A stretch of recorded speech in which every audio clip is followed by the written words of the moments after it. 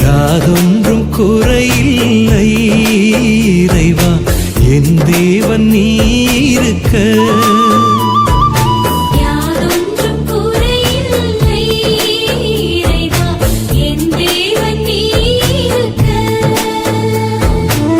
இருள் சூழ் பள்ளத்தாக்கில் இறைவா, நான் நடக்க நேர்ந்தாலும் எனக்கேதும் குறையில்லை. என்னோடு நீர் இருப்பதனால்